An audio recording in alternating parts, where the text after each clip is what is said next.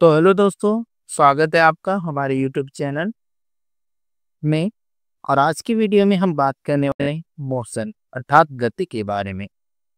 गति के संबंधित सारी चीज़ों को हम लोग यहाँ पे पढ़ने वाले हैं, जैसे गति की परिभाषा, गति के संबंधित जितनी भी परिभाषाएं बनती हैं, जैसे वेग क्या होता है, विस्थापन क्या होता है, दूरी क्या होती है, चाल क्या होती है, त्वरण क्या होता है और न्यूटन की गति संबंधित नियम कौन कौन से दिए गए हैं, उनका अनुप्रयोग क्या क्या है, और साथ ही साथ हम सभी तरह के इक्वेशंस के भी बारे में हम पढ़ेंगे जो कि गति से संबंधित होती है। तो चलिए बिना वीडियो को देर किए हम वीडियो को स्टार्ट करते हैं बिना टाइम वेस्ट किए। तो सबसे पहले आप गति की परिभाषा आप देख लीजिए कि डेफिनेशन क्या होती है गति की। तो समय के साथ वस्तु की स्थिति में परिवर्तन गति कहलाती है। समय के साथ वस्तु की स्थिति में परिवर्तन गति कहलाती है। जैसे मान लेते हैं कोई वस्तु ए है जो कि t1 टाइम में बिंदु ए पे थी, अब वो t2 टाइम में बिंदु बी पे चली गई है, तो ये वस्तु क्या कही जाएगी, गति की है, क्योंकि एक समय में वो पॉइंट ए पे थी और वहीं दूसरे समय में वो पॉइंट बी पे थी, तो इसको हम गति कहते हैं। यह पे दूसरी परिभाषा इसकी हो जाती है, किसी समय में वस्तु की प्रारंभिक और अंतिम स्थिति के बीच की दूरी को गति कहते हैं। ठीक है, कोई वस्तु किस तरीके से चली घूम फिर के जैसे भी, तो उसकी प्रारंभिक स्थिति और अंतिम स्थिति के अंतर को हम क्या कहेंगे, गति कहेंगे। ये दोनों ही बहुत ही ज्यादा पॉपुलर डेफिनेशंस है गति की, मोशन की, तो इसको आप एक बार लर्न कर लीजिएगा।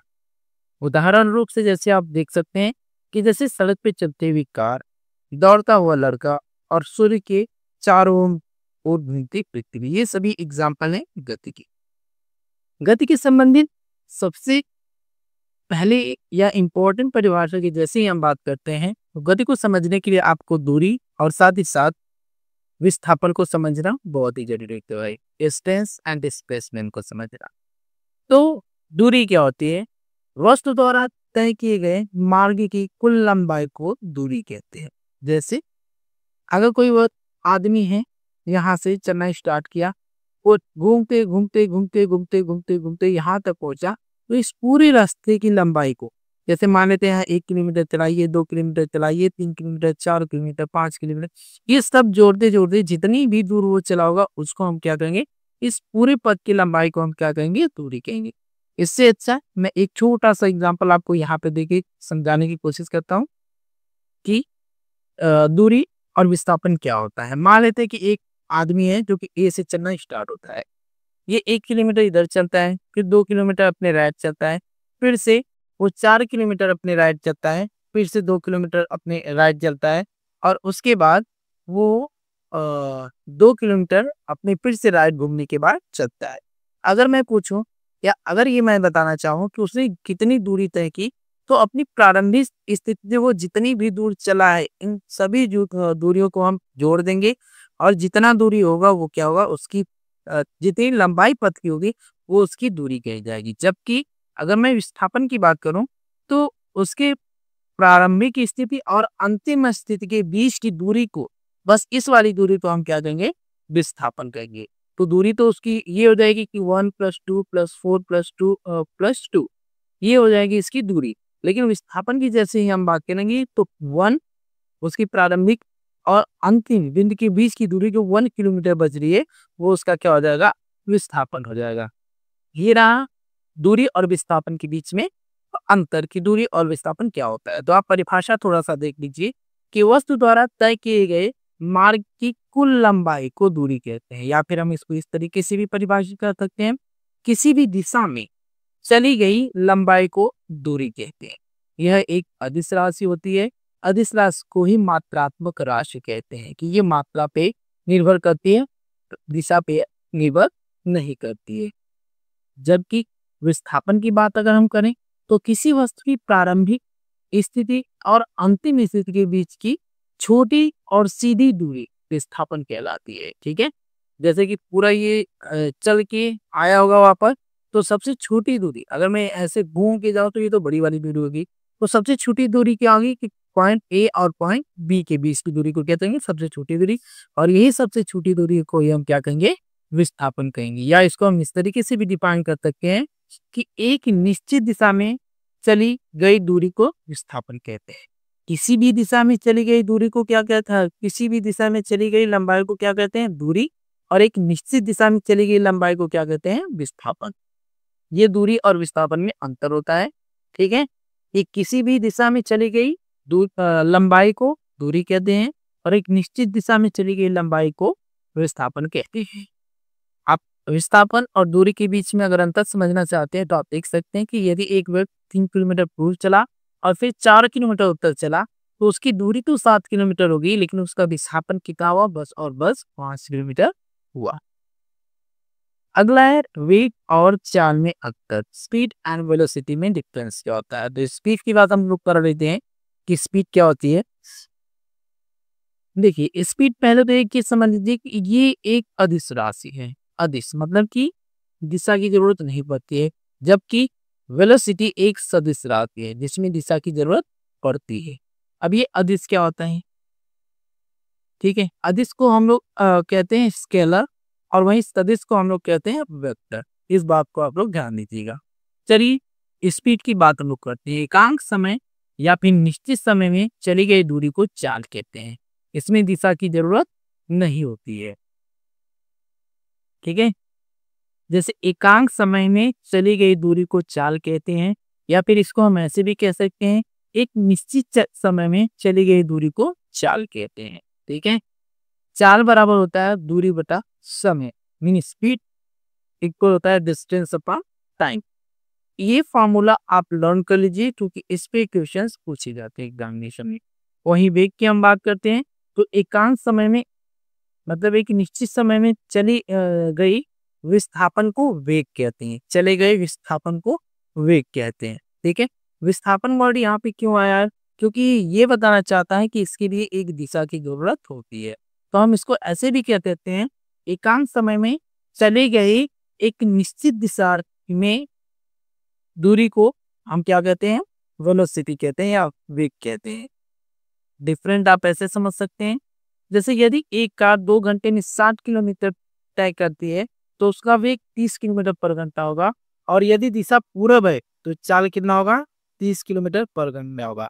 देखिए इसमें वेलोसिटी के लिए क्या हो, एक दिशा दी गई है, जबकि वहीं पे स्पीड के लिए दिशा नहीं दी गई है। तो ये चीज वेलोसिटी और स्पीड में ये डिफरेंट होता है कि स्पीड में कोई भी दिशा नहीं दी जाती है, ये एक अदिश राशि होती है, एक स्केलर राशि होती है, एक स्केलर वेक्टर होता है, और जबकि वहीं वेलोसिटी एक सदिश राशि होती है, स्केलर होता है, सॉरी वेक्टर होता है।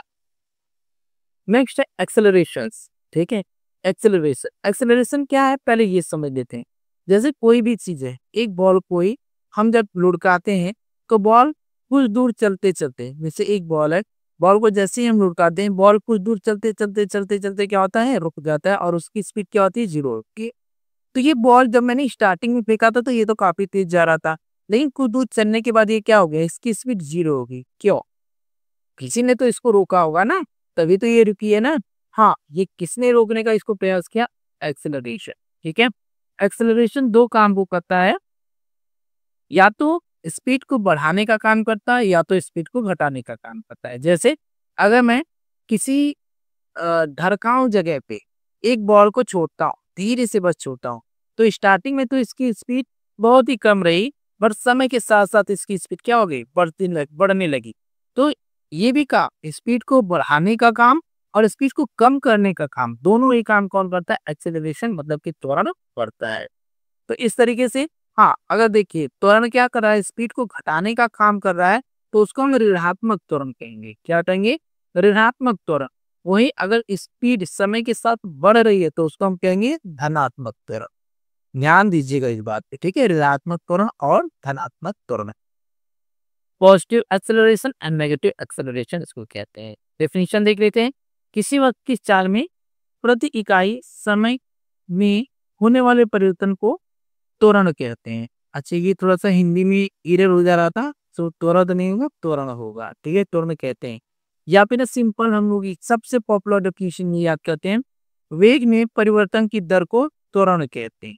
वेग परिवर्तन की दर को त्वरण कहते हैं।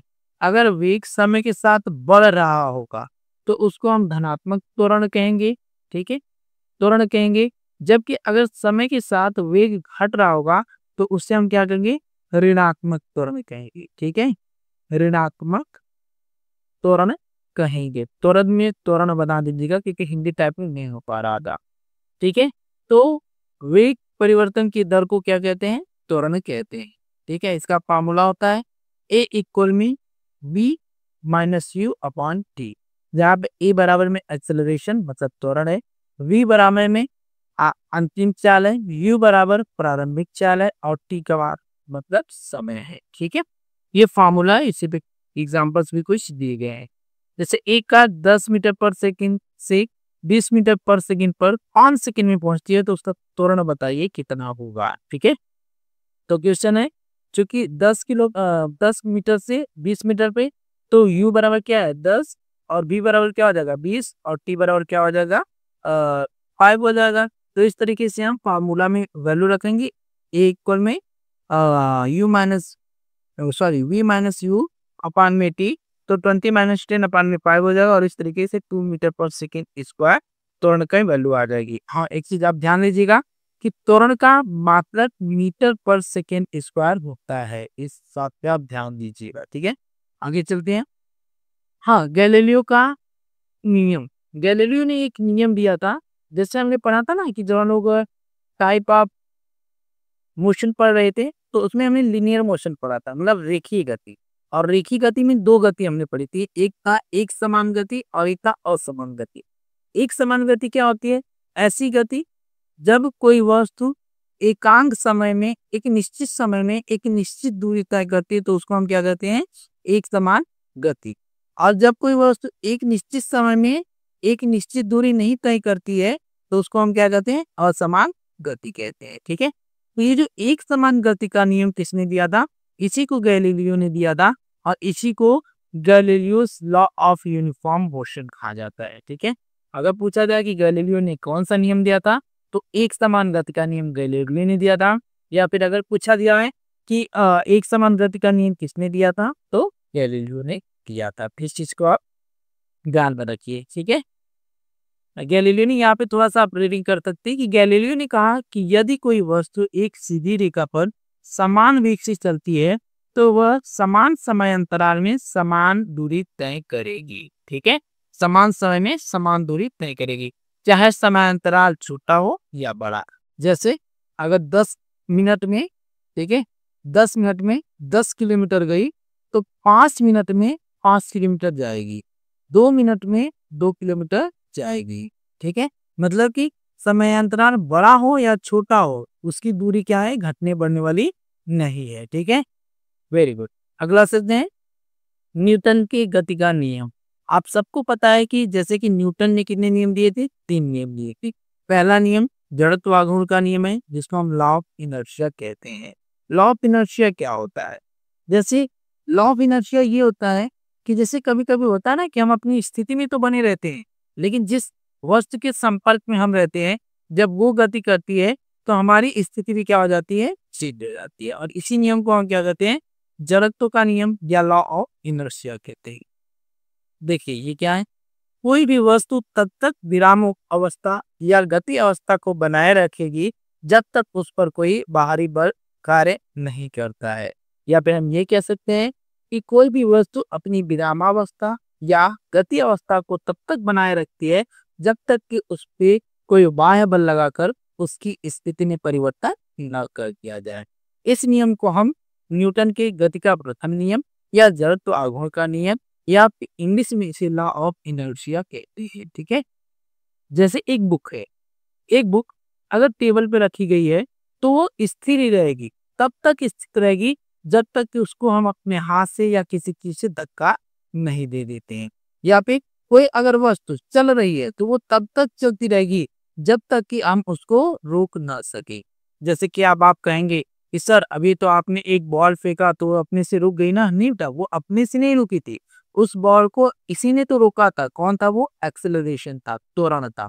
तो कभी भी अगर कोई चीज, ठीक है, चल रही है तो वो चलती ही जाएगी, चलती ही जाएगी। अगर वो चीज रुक जा रही है तो इसका मतलब किसी ने तो रोकने का प्रयास उसको किया होगा, या तो एक्सेलरेशन ने किया होगा, या कि उड़ते त्वरण ने किया होगा, गुरुत्वाकर्षण बल ने किया होगा, या तो कोई बिना किसी के रोके कोई भी वस्तु रुक नहीं सकती है। तो इसे हम क्या कहते हैं, जड़त्वागम का नियम, कि कोई भी वस्तु अपनी स्थिति को इन विरामावस्था या गति अवस्था को तब तक बनाए रखती है जब तक कि उस पर कोई बाह्य बल लगाकर उसकी स्थिति में परिवर्तन न किया जाए। सबसे इंपॉर्टेंट पॉइंट है एग्जाम्पल्स। ये पूछा जाता है कि ये किस चीज का एग्जाम्पल है। जैसे पेड़ की डाल हिलाने पे फल का गिर जाना, ये क्या है, न्यूटन के प्रथम गति का नियम का वो उदाहरण है। बॉलर दौड़ के बॉल फेंकता है, जैसे बॉलर का दौड़ के बॉल फेंकना, ये भी किसका है, न्यूटन के जड़त्वागम का नियम है। जैसे बॉलर जब दौड़ता है तो बॉल की स्पीड अगर वो खड़ा होकर फेंक रहा है, मान लेते हैं 60 किलोमीटर है, तो अगर वो दौड़ करके फेंक रहा है और दौड़ने में उसकी स्पीड 60 किलोमीटर है और खड़ा होकर भी 60 किलोमीटर फेंक रहा था, तो अब जब वो दौड़ करके बॉल को फेंकेगा तो 60 + 60 120 किलोमीटर स्पीड से अब वो बॉल को फेंक सकता है। तो इसीलिए बॉल क्या होते हैं, बॉल को दौड़ के फेंकते हैं। नेक्स्ट है कंबल से धूल का अलग होना। हाँ, गर्मियों के टाइम पे जब हम छतों पे सूखने के लिए कंबल डालते हैं तो मम्मी लोग डंडे से पीटने के लिए कहते हैं, और जैसे हम डंडे से पीटते हैं उसकी धूल कहाँ हो जाती है, बाहर की तरफ गिर जाती है।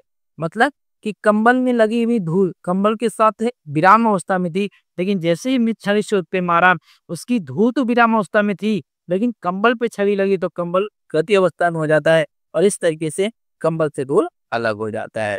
और इसी तरीके से अगला एग्जाम्पल है गिलास पे रखे कागज को खींचने से सिक्के का गिलास में गिर जाना। ये सभी एग्जाम्पल है जड़त्वागुण या न्यूटन के गति के प्रथम नियम का। अब न्यूटन की गति का दूसरा नियम है सेकेंड लॉ, जिसको हम कहते हैं लॉ ऑफ मोशन। ठीक है, लॉ ऑफ मोशन।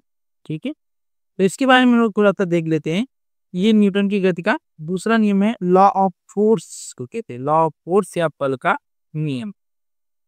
बल का नियम ये कहता है कि कोई भी वस्तु, बल का नियम F बराबर ma होता है। इसको हम किस तरीके से डिफाइन कर सकते हैं कि किसी भी वस्तु पे लगाया गया बल F उस वस्तु के द्रव्यमान m और उसके द्वारा उत्पन्न किए गए त्वरण a के बराबर होता है। F बराबर ma। ठीक है, किसी वस्तु पे लगाया गया बल उस वस्तु के द्रव्यमान और उसके द्वारा उत्पन्न किए गए त्वरण के गुणनफल के बराबर होता है। ये लॉ ऑफ फोर्स है, या इसी को हम न्यूटन की गति का द्वितीय नियम कहते हैं। न्यूटन की गति की द्वितीय नियम को हम संवेग संरक्षण का नियम भी कहते हैं। संवेग संरक्षण का नियम क्या होता है कि टक्कर के पहले और टक्कर के बाद संवेग बराबर होता है, इसे संवेग संरक्षण का नियम कहते हैं। ठीक है, जैसे कोई चीज अगर रुकी थी, ठीक है, उसको आपने जोर से मारा, फिर अगर वो रुक गई तो टक्कर से पहले और टक्कर के बाद दोनों भी क्या हो जाएंगे, वो संवेग क्या होगा, बराबर होगा। तो इसी को संवेग संरक्षण का नियम कहते हैं। एक बार आप एक से देख लीजिएगा, टक्कर के पहले और टक्कर के बाद संवेग बराबर होता है, इसे संवेग संरक्षण का नियम कहते हैं। उदाहरण, जैसे क्रिकेटर कैच को रोकते हुए पकड़ते समय अपने हाथ को पीछे खींच लेता है, ये भी क्या है, एक संवेग संरक्षण का नियम है। या फिर हम कह सकते हैं कि न्यूटन की गति के दूसरे नियम का ये उदाहरण है। या फिर गाड़ियों में जो साकर लगाया जाता है वो किसका उदाहरण है, ये भी न्यूटन की गति के दूसरे नियम का उदाहरण है, लॉ ऑफ फोर्स या बल के नियम का उदाहरण है। समय परिवर्तन की दर, ठीक है, समय परिवर्तन की दर लगाए गए बल के समानुपाती होता है, इस बात को थोड़ा सा ध्यान दीजिएगा। ठीक है, अगला न्यूटन की गति के तृतीय नियम की बात हम लोग करते हैं, थर्ड लॉ ऑफ मोशन। इसको हम कहते हैं क्रिया के प्रति प्रक्रिया का नियम, एक्शन अगेंस्ट रिएक्शन। ठीक है, एक्शन रिएक्शन का रूल। कहते हैं कि प्रत्येक क्रिया के लिए बराबर और विपरीत प्रक्रिया होती है। मतलब कि जैसे अगर हम किसी दीवार पे एक बॉल को मारते हैं 10 न्यूटन के बल से, 10 न्यूटन के बल से एक दीवार पे हम किसी बॉल को मारते हैं, तो वो दीवार भी उसी बॉल को 10 न्यूटन के बल से वापस फेंकेगी। इसी को हम कहते हैं क्रिया के प्रति प्रक्रिया का नियम, एक्शन अगेंस्ट रिएक्शन का नियम। ठीक है, प्रत्येक क्रिया के लिए बराबर और विपरीत प्रक्रिया होती है। उदाहरण, जैसे कठोर भूमि पर चलना। हाँ देखिए, ये बहुत इंपॉर्टेंट क्वेश्चन पूछा जाता है डायरेक्टली, कि ऐसा क्यों होता है कि कठोर भूमि पर चलना आसान होता है, आरामदायक होता है, जबकि रेत और दलदल पे चलना काफी कठिन होता है। ठीक है, ऐसा इसलिए होता है क्योंकि जब हम कठोर परत पे चलते हैं तो जितना बल हम जमीन पे लगा रहे होते हैं, जमीन भी उतना बल हम पे लगा पाती है। तो ये क्रिया और प्रक्रिया प्रतिक्रिया का नियम क्या होता है, फॉलो हो जाता है, जिससे कि हम आराम से चल लेते हैं। लेकिन जब हम दलदल पे चलते हैं या रेत पे चलते हैं तो हमारी शरीर जितना उस जमीन पे फोर्स लगाती है, उतना वो जमीन दलदल वाली या रेत वाली जमीन हमारे ऊपर फोर्स नहीं लगा पाती है, जिससे कि हम वहाँ पे धंसने लगते हैं। और इस वजह से रेत पे और साथ ही साथ दलदल पे चलना बहुत ही कठिन हो जाता है। दूसरा एग्जाम्पल, कुएं से पानी खींचने वाली रस्सी के टूटने पे आदमी का पीछे की ओर गिर जाना। यह भी उदाहरण है कि क्रिया के प्रति प्रक्रिया।